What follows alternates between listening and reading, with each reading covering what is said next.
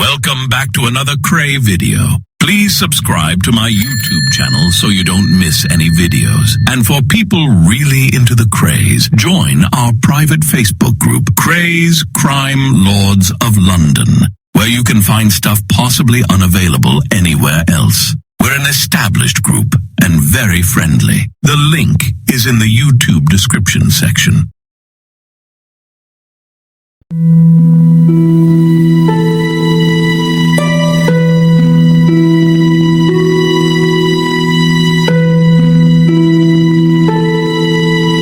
Hello, my name is Lambrianou, and I ran with the Kray gang back in the 1960s. I wasn't in the firm itself. I was more like an associate member. But I did get to know the twins well, and saw a lot of what went on firsthand. I'll only ever tell this story once, and when it's done, I'm going to walk away from it for the rest of my life. I don't want to dwell in the past anymore, but to be free of it, I must confess it. I once made a promise to a remarkable woman, my probation officer, Mrs. Jean Heath, that I would someday tell of my experiences as a professional criminal and a member of the Kray twins' notorious firm.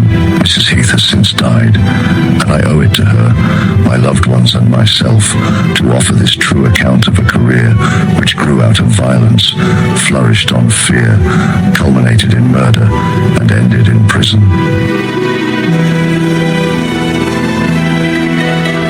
So much has been said and written about the Kray gang that we have now become the stuff of legend. But at the heart of that legend, there are real live people.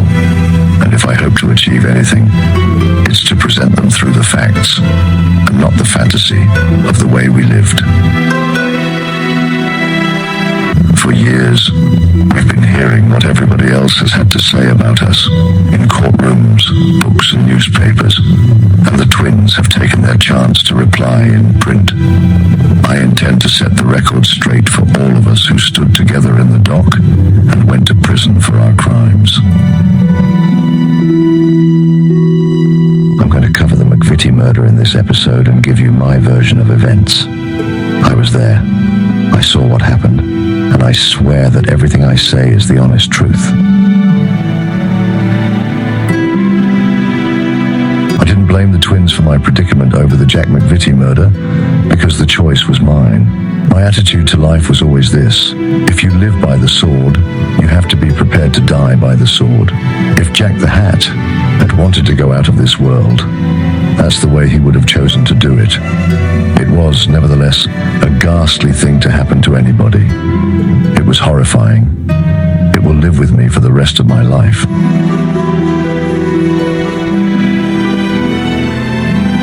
It happened on Saturday, the 28th of October, in 1967, a day when Chris and I had arranged to meet two brothers called Alan and Ray Mills and introduce them to the twins.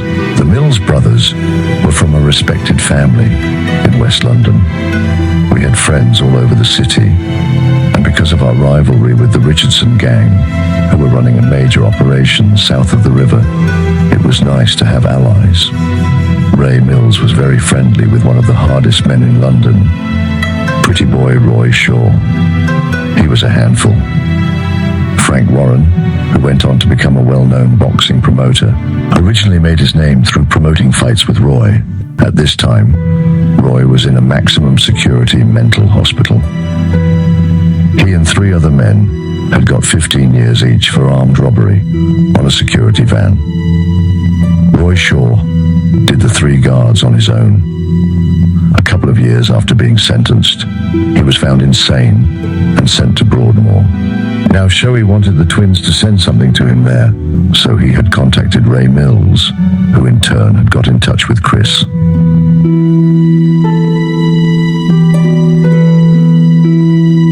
met the Mills brothers at 7 o'clock in a pub called the White Bear in Aldgate. I made a phone call to find out where the twins were, and we then went on to the Carpenter's Arms, the Krays' own pub in Bethnal Green. We arrived to find Ronnie and Reggie with their mum and dad, Violet and old man Charlie. There was young Charlie and his wife Dolly, Ronnie Bender, Albert Donahue, Connie Whitehead, Scotch Jack Dixon, Sammy Lederman, Harry Jewboy, and Ronnie Hart, a cousin of the twins. A few girls were there too. Blonde Vicky, who eventually married Ronnie Hart, Reggie's girlfriend Carol Thompson, and Bubbles, who was the girlfriend of Frankie Shea, Reggie's brother-in-law, but who went out with Ronnie Bender in the end. Everyone was on good form. Ronnie shook hands with the Mills brothers, and then, as usual, left Reggie to do the talking. Ronnie was quite happy standing to one side, looking smart, with a gold chain on his waistcoat. The men always wore a three-piece. Everyone was drinking, everyone was happy, and Reggie was chattery. Lovely. Come 11 o'clock, Reg said. We're going for a meal, me and Carol. As far as I knew, Ronnie was going home. Chris and I took the Mills brothers to the Regency Club in Stoke Newington, a place they had heard of and wanted to see. It was run by the Barry brothers, Johnny and Tony, who were paying protection money. The Regency had 3 clubs in one: the top part, the middle part, and our private club downstairs. We stayed in the main, middle bar until midnight, and then went for a private drink. And who was at the bar downstairs but Jack the Hat? He made a beeline for us. He knew Ray Mills from the Moor, for they had both done time at Dartmoor. We all had a drink together, although we knew there was bad feeling between Jack and the twins. It had got to the stage where he was going to get a hiding, but the twins weren't about that night, and there was nothing really to concern me. My brother Nicky was there with a girl, and there must have been about another 50 people.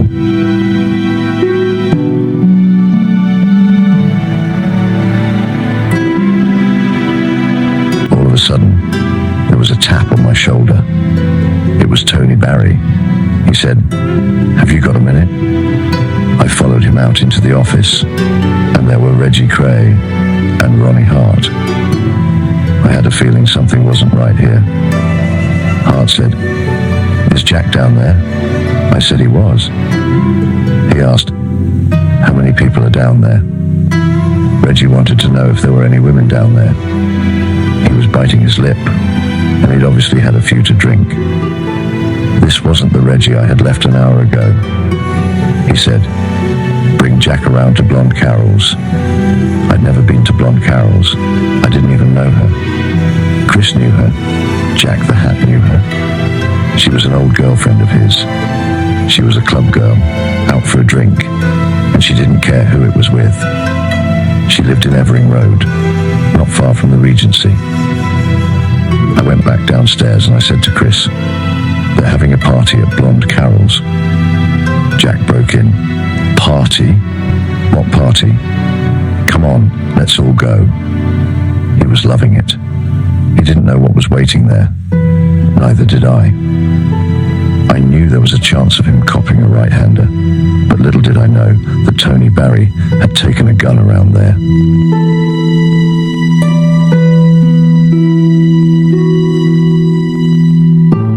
Jack was driving a cream and blue Mark II Zodiac. He was wearing a checked suit, a brown trilby hat with a brown band around it, and black shoes. He was drunk on Bacardi and Coke. Chris was in the passenger seat, and I was in the back with the Mills brothers, who thought it was going to be a normal party. Jack the Hat was the first one down the stairs into the basement flat. I was directly behind him. Chris followed me, and then came the Mills brothers. In the room were Ronnie Kray and 2 boys called Terry and Trevor, who were friends of his, one dark and the other fair. Reggie and Ronnie Hart were there, and I saw Ronnie Bender in the kitchen. I was very surprised to see Ronnie Kray there, because I had thought he was going home. He came over to me, pushed past me, and did Jack right underneath the eye with a sherry glass. There was a 2-inch cut, and his hat was knocked off. Ron said, "I've had enough of you, you fucking cunt. Keep your mouth shut. Now fuck off." That's all Ron said, and, having said it, he turned back and walked over to where the record player was.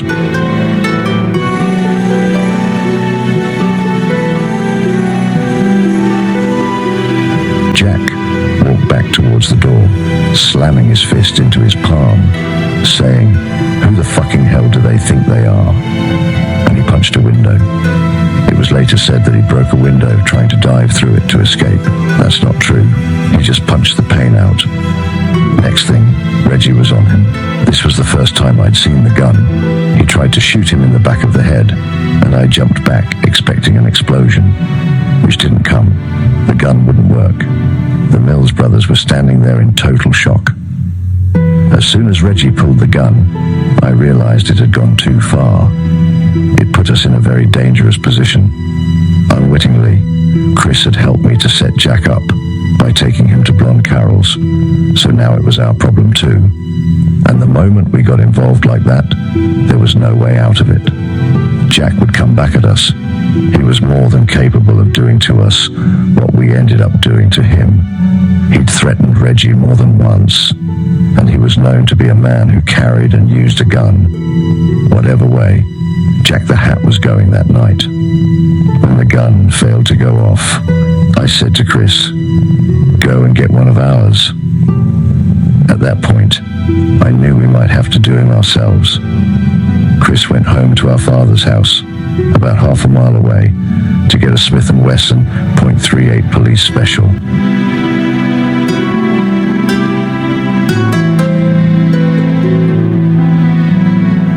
By now, Reggie had let go of Jack, who was sitting on the sofa and saying, "What's all this?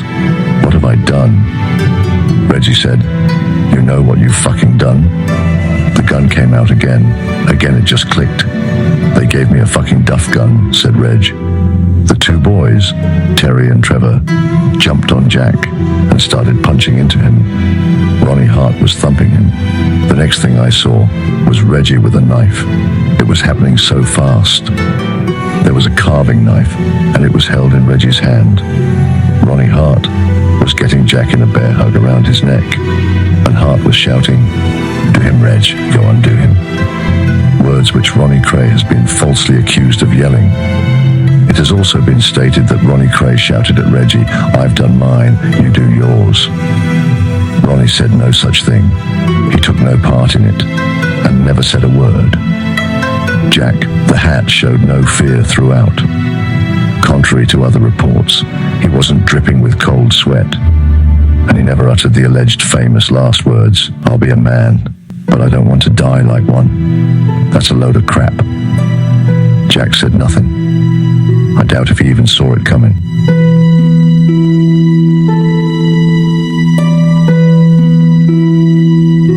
I saw the first one go, and I turned away then. I walked out of the room. I don't think I believed it was really happening. He got it 3 times with the knife, but he must have been dead with the first one. The scene went quiet. I walked back into the room. I didn't want to look, but I had to. I saw the blood. I saw Reggie pointing the knife into his neck as if he was trying to find his jugular vein. The knife was arched, and then it went straight through. His neck opened up from ear to ear. I could see right in there. All I remember is him sliding down. Reggie didn't pin him to the floor with the knife, as other people have claimed. The ones in the belly had taken the blood out of him. It was absolutely everywhere, soaking all over the place.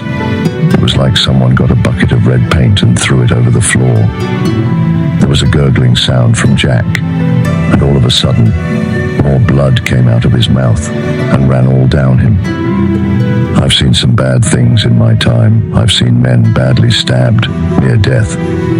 But this was worse, like nothing I'd ever seen.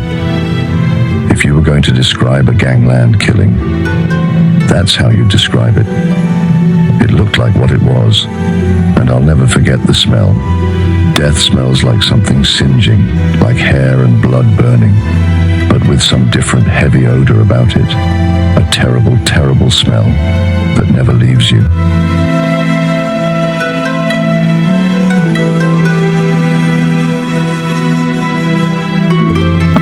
convinced to this day that Reggie didn't realize what he'd done. That wasn't the Reggie Kray I'd known for all those years. He was like a different person. When it was over, he stood there looking for a second. The knife was twisted to bits. The gun, a brand new Mauser .32 automatic, was lying there useless. Jack was on the floor in the middle of the room. His hat was about a foot away from him, all crumpled up. I'll never forget his eyes. They were staring up at the ceiling. Strangely enough, he looked peaceful lying there. He wasn't in any shock, from what I saw. Chris wandered back in towards the end of all this, with the gun that we no longer needed. The deed was done, and then, suddenly, everybody seemed to snap out of it. Ronnie Bender came in. What's happened? What's happened? Someone said, look on the floor and you'll see what's happened. The two boys and the Mills brothers were running out of the room. Reggie Kray was wiping his hands. He'd cut himself. He turned to me and said, get rid of that Tony. And with that, he, his brother and Ronnie Hart were gone. I was left in the flat with Chris, Ronnie Bender and Connie Whitehead, who'd just appeared on the scene. We've got a body on our hands. We've got a flat covered in blood. It's about 1 o'clock on a Sunday morning, and everything's got to be taken care of. Where do you begin? We were up to our necks in it now. We went out for a drink, and we wound up with this.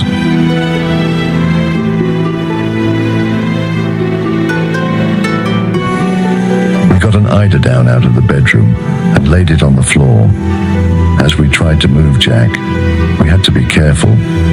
We were worried about his head falling off because of the huge cut across his neck.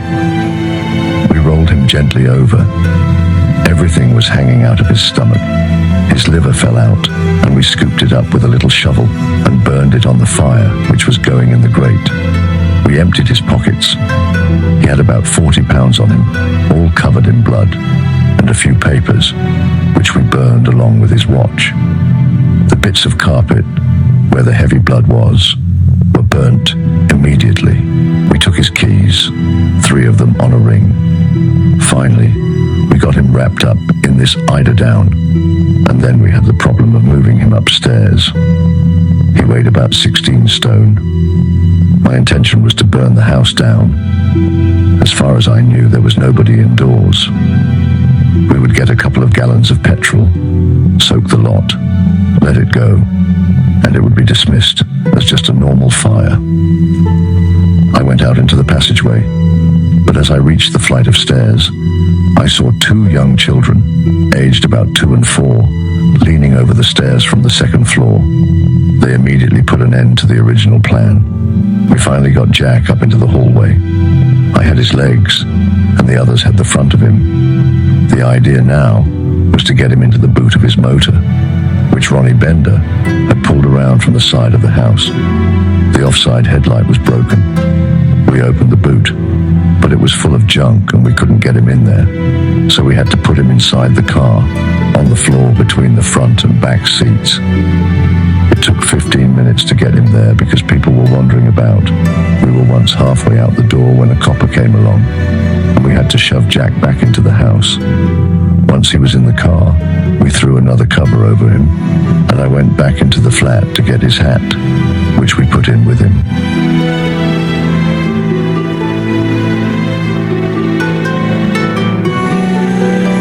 Inside the flat, Connie Whitehead continued cleaning with another couple of people who had been called in while we decided what we were going to do with the body. It had to be taken away from the scene, so we agreed to move it to the other side of the water, south of the river. Nobody wanted to drive it. Whatever made me say it, I don't know. But I agreed. All right, I'll drive it, Chris said. While you're driving the car, we're with you all the way. Ronnie Bender drove the car, which followed me, with Chris as his passenger. They were both armed. If anybody had stopped me that night, they would have had to go with Jack. We drove down Evering Road into Clapton, along Mare Street, into Cambridge Heath Road, through Commercial Road, and into the Blackwall Tunnel. It was 1:45 in the morning. We came out the other side, and about half a mile from there, I parked the car up beside an old derelict church, down a side turning. My intention was to report it to the twins, to let certain people know where it was, so that it could be taken away and disposed of. Little did I realize it was on another firm's manor, the Foreman Manor, which could obviously cause problems for them if it were found. I dropped Jack's keys into the Regent's Canal. If you come up from Hackney Road through Queensbridge Road, Haggerston to the Canal Bridge, they are in there on the right. If they sent a diver down there today, he'd recover them.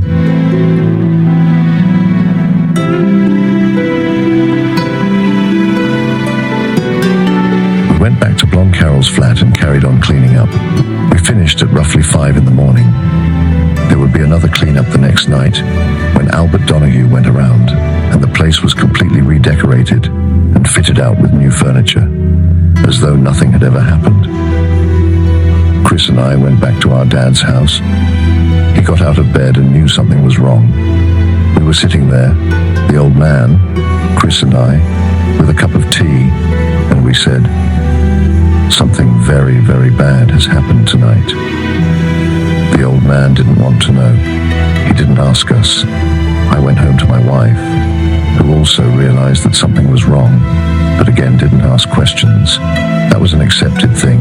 She knew I was involved with the Krays. I could hardly sleep. I might have had a couple of hours, and when I woke up, I didn't want to believe what had happened. There was nothing in the papers, so it seemed the body hadn't been found. It was picked up at about 11 o'clock in the morning. We left it there and held until the early hours of Monday in a shed about 3 miles away from the church. The people involved said they were pleased it was Jack the Hat, because he had caused trouble for them in the past. When they picked him up, there was a fine white powder covering his body. No one seems to know what that could have been. Obviously, all the blood had drained out of him. The stink apparently was terrible. His car was crushed into a 3-foot by 3-foot cube in a masher. After that, it was referred to as the OXO. Then, it was slung onto a scrap heap.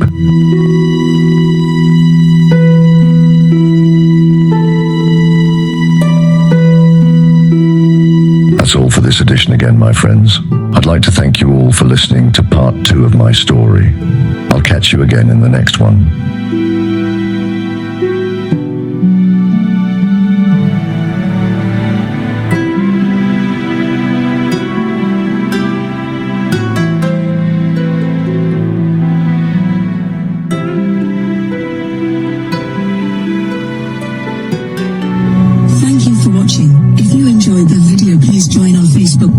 It's called Krays Crime Lords of London. We're a friendly moderated group with over 1,000 Kray and other celebrated gangster videos available for view. There's also thousands of images in the photos sections. The link for the group is in the YouTube description section. I hope we see you there soon.